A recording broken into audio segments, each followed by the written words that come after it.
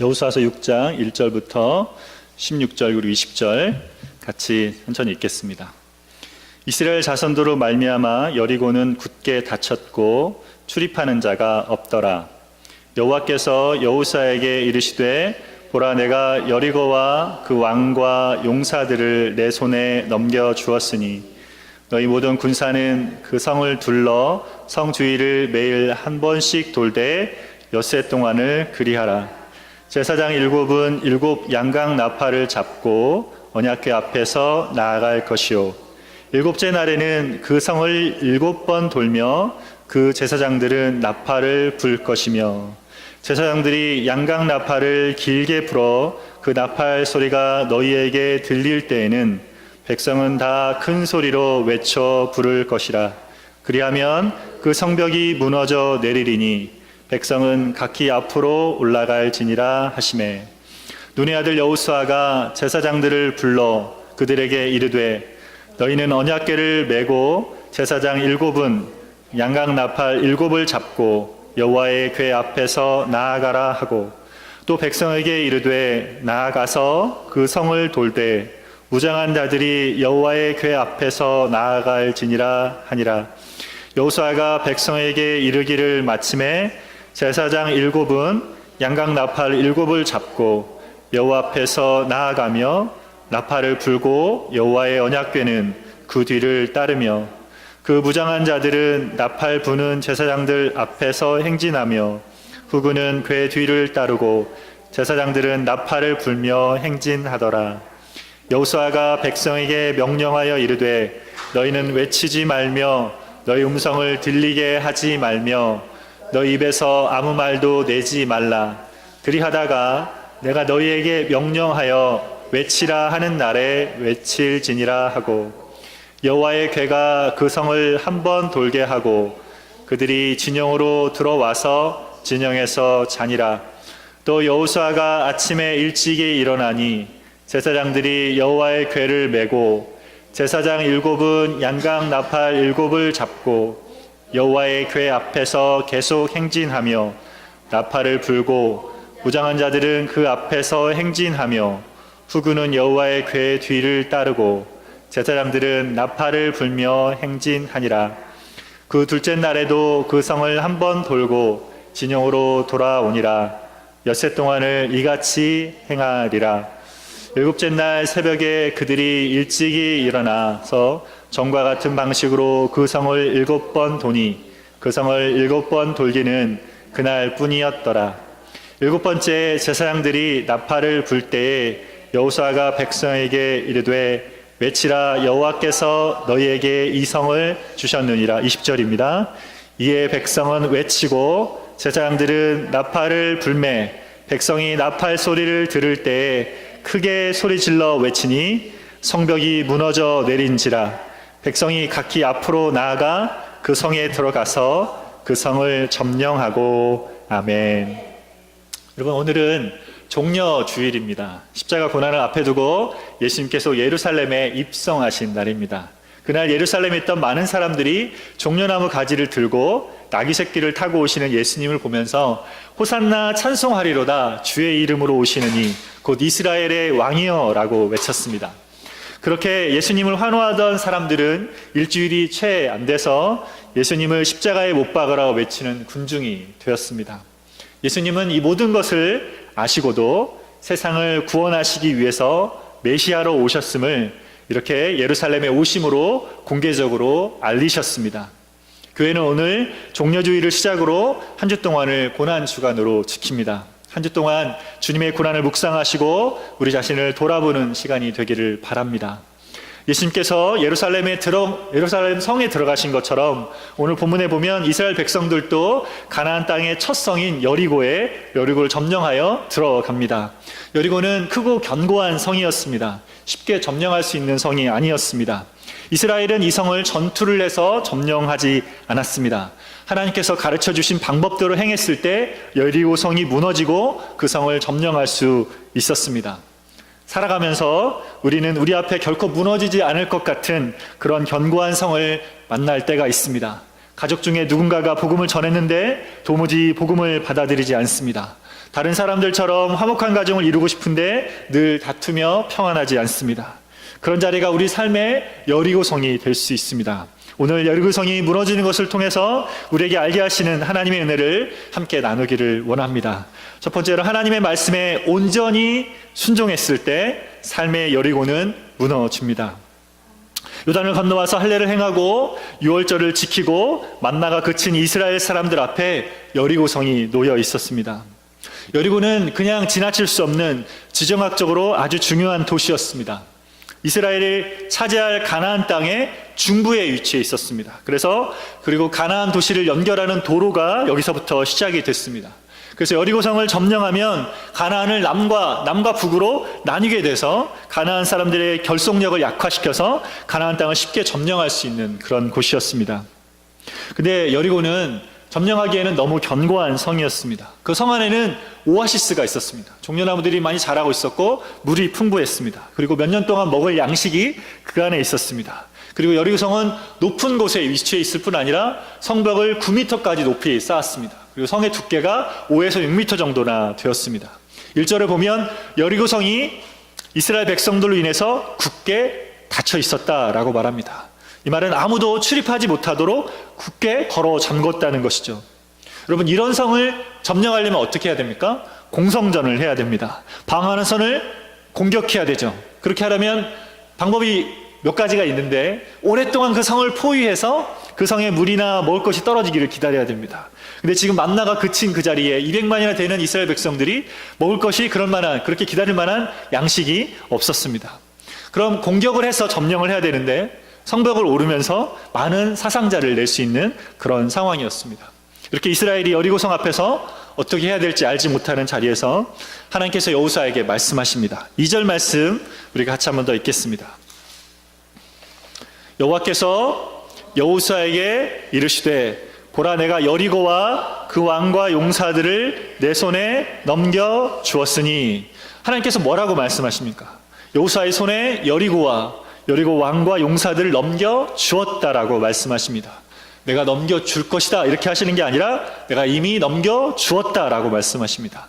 겉으로 보기에 빈틈이 전혀 없어서 어떻게 정복해야 될지 모르는 그런 상황이었지만 하나님께서는 이미 이 성을 넘겨 주셨다고 말씀하셨습니다. 아직 싸우지도 않았지만 이미 이긴 싸움이라고 하시는 것입니다. 이기려고 싸우는 싸움이 아니라 이미 이긴 것을 취하는 싸움이라 하시는 것입니다.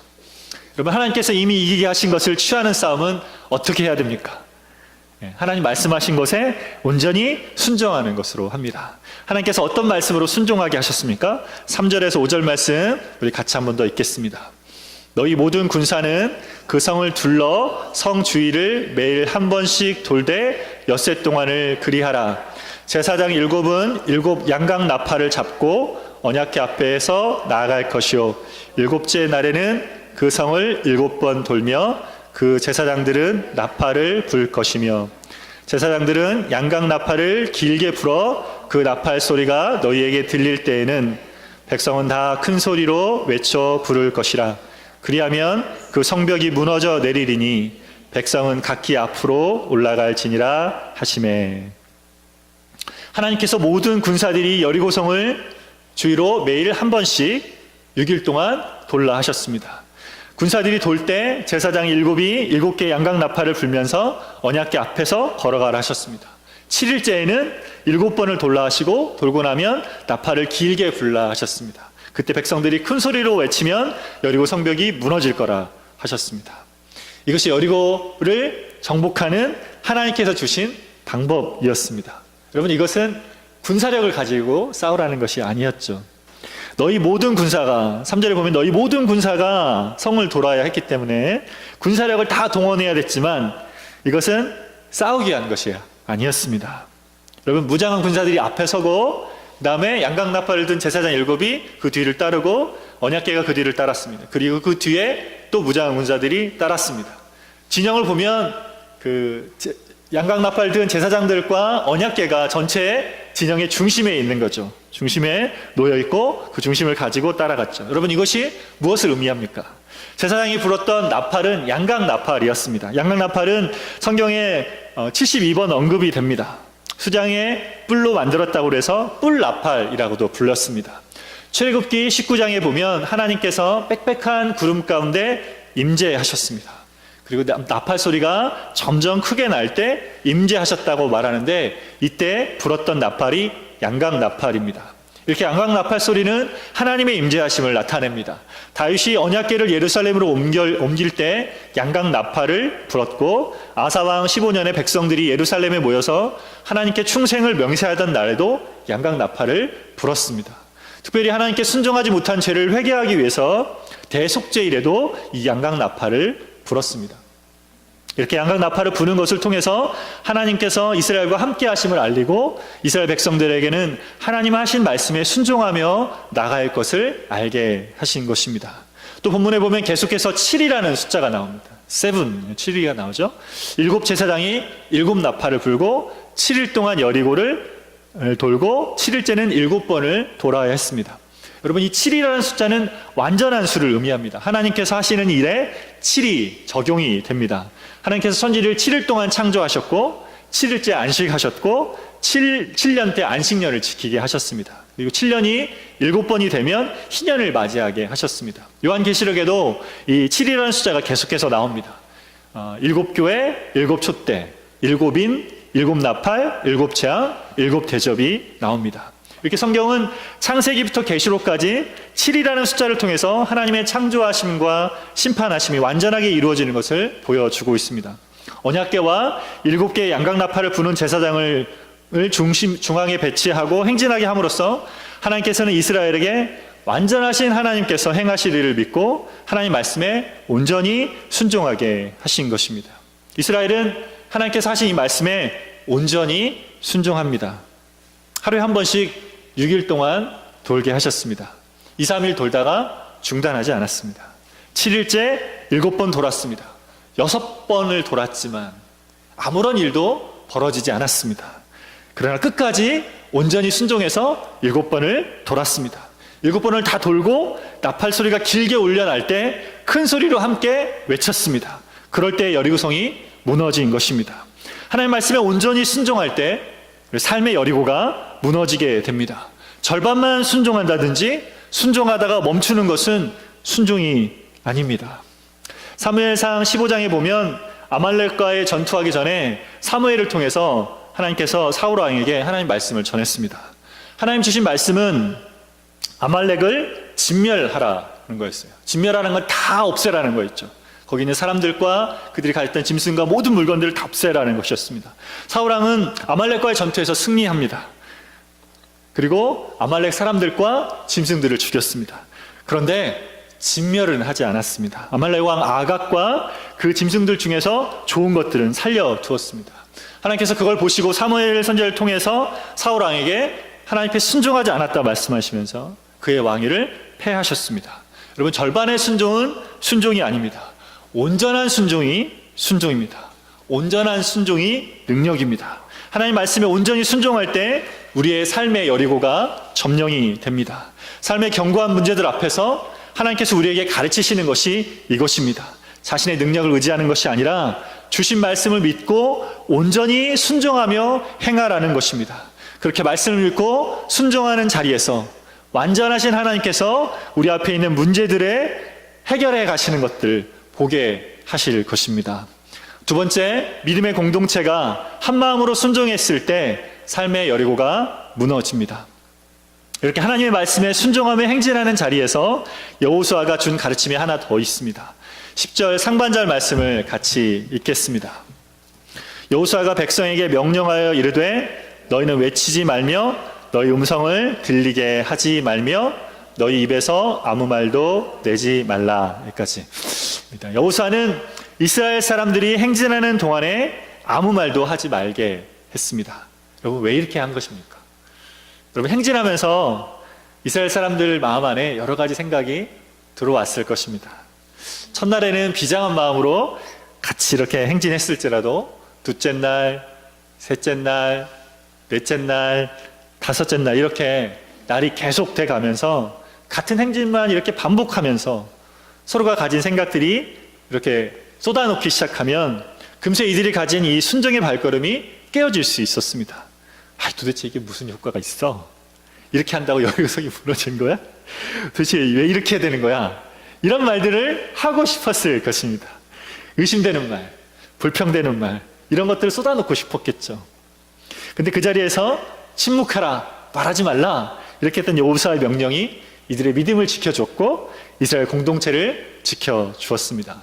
이사야서 30장 15절에 보면 주 여호와 이스라엘의 거룩하신 이가 이같이 말씀하시되 너희가 돌이켜 조용히 있어야 구원을 얻을 것이요 잠잠하고 신뢰하여야 힘을 얻을 것이오늘 너희가 원하지 아니하고 라고 말씀하고 있습니다.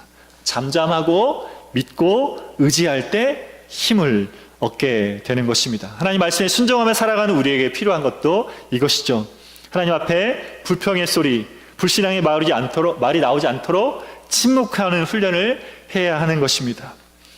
하나님 말씀이 무엇인지 알기 때문에 말씀을 따라 묵묵히 해야 할 일을 해가는 것입니다. 이 침묵은 순종의 침묵이고 인내의 침묵이고 말씀을 바라보는 침묵입니다. 침묵하며 행하는 사람이 순종하는 사람입니다. 말이 많으면 허물을 면키 어려우나 그 입술을 제어하는 자는 지혜가 있느니라. 잠언 10장 19절 말씀입니다. 하나님 앞에 순종해야 될 것이 무엇인지를 찾고 조용히 그 일을 해나가시는 여러분 되시기를 바랍니다. 근데 마냥 침묵해야 될 것이 아닙니다. 때가 되었을 때는 또 큰 소리로 외치라 말하고 있습니다. 20절 말씀 우리 한 번 더 같이 읽겠습니다. 이에 백성은 외치고 제사장들은 나팔을 불매 백성이 나팔 소리를 들을 때 크게 소리 질러 외치니 성벽이 무너져 내린지라 백성이 각기 앞으로 나아가 그 성에 들어가서 그 성을 점령하고 이스라엘 백성들은 7일째 7번 성을 돌았습니다. 그렇게 7번 성을 돌았어도 아무런 일이 벌어지지 않았습니다. 그때 제사장들이 양각나팔을 뿌 하고 길게 울렸습니다. 이스라엘 사람들이 그때 모두 함께 큰 소리로 외쳤습니다. 여리고야 무너질지어다. 함께 이렇게 외치지 않았겠습니까? 여리고야 무너질지어다. 이렇게 외쳤습니다. 이것은 7일 동안 함께 침묵하면서 날마다 그 말씀을 따라 걸었던 사람들의 믿음의 외침이었습니다. 40년 동안 광야에서 함께 훈련받고 함께 요단강을 건너고 함께 할례를 행하며 함께 믿음의 걸음을 걷고 있었던 이스라엘의 외침이었습니다. 하나님께서 여리고성을 이미 이들에게 주셨지만 여리고성이 무너진 것은 바로 이들의 외침, 이 소리가 있었을 때였습니다. 믿음의 사람들이 함께 외치는 그 소리에 맞춰서 하나님께서 여리고성을 무너뜨리신 것이죠. 우리는 함께 이 믿음의 걸음을 걸어가고 있는 사람들입니다. 여러분의 삶에 가로막고 있는 그 견고한 여리고가 무엇입니까? 우리 교회 공동체가 믿음으로 살아가는 것을 가로막고 있는 견고한 것이 무엇입니까? 그런 자리 우리 모두가 함께 크게 외쳐야 할 것입니다. 우리 앞을 막고 있는 여리고는 무너질지어다. 무너질지어다. 우리가 함께 믿음으로 부르짖고 외치는 그런 자리에서 하나님께서 우리 앞에 있는 견고한 여리고가 무너지게 하실 것입니다. 이스라엘 사람들은 그렇게 한 마음으로 침묵하기도 하고 외치기도 했습니다. 그렇게 한 마음으로 한 뜻으로 일치된 믿음의 공동체 안에 하나님의 일들이 나타나게 됩니다. 여러분 사도행전에 보면 예루살렘 교회에 마음이 하나 되지 못할 때가 있었습니다. 구제하는 일 때문에 마음이 나뉠 때가 있었습니다. 예루살렘 교회에서 구제하는 일에 헬라파 과부들이 제외됐습니다. 교회 안에 있는 히브리파 과부들이 잘 구제를 받았지만 이들은 받지 못한 것입니다. 그래서 불평이 많이 일어나게 됐죠. 그래서 교회 사도들이 모여가지고 어떻게 했습니까? 헬라파 유대인으로 7명의 집사를 기도하면서 성령이 충만한 사람들을 뽑았습니다. 그리고 그들이 그 구제하는 일을 잘 하게 됐을 때 교회 안에 있는 모든 불만들이 잠잠하게 되었죠. 그 뒤에 뭐라고 말씀합니까? 교회가 어떻게 됐다고 말합니까? 하나님의 말씀이 왕성해 가고 교회가 든든히 서갔다라고 말하고 있습니다. 그렇게 마음이 나뉘어질 문제가 잘 해결되었을 때 예루살렘 교회가 든든히 힘을 가지고 성장할 수 있었습니다. 교회가 같은 뜻, 같은 마음으로 합할 때 우리 앞에 있는 여리고가 무너지게 됩니다. 거기서 하나님의 일하심을 보게 되는 것입니다. 침묵해야 될 때는 침묵을 하고 말해야 될 때는 한 마음으로 같은 말을 해야 되는 것이죠. 그렇게 하나님 앞에 한 마음으로 서서 하나님의 일하심을 보는 저와 여러분 되시기를 바랍니다. 같이 기도하겠습니다.